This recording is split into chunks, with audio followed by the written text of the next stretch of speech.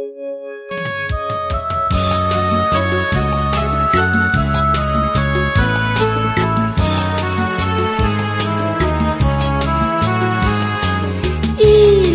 kaynağı o güzel gözlerin, aşkımı besler o senin tatlı sözlerin. Ruhum yanarak seni izlerim. Uyku bana haram oldu gecenin, yolunu gözlerim. Uyku bana haram oldu gecenin, yolunu gözlerim.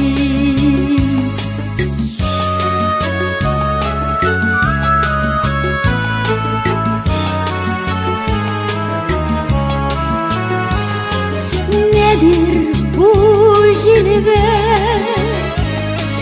nedir bu nazidan? Allah için gel, uzun boyun sana feda. Gel sineme gel, gönlüm şen olsun. Ruhumda çiçekler açsın, gönlüm bütün aşk ile dolusun. Ruhumda çiçekler açsın, gönlüm bütün aşk ile dolusun.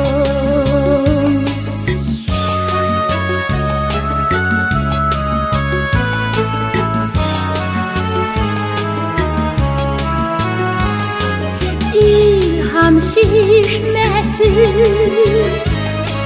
o güzel gözlerin, gıyşak ağzığı o senin tatlı sözlerin. Ruhum yanar bir kez gelenem. Yukarıma haram oldu gündekün, yolana küseden. Yukarıma haram oldu gündekün, yolana küseden. Yolana küseden.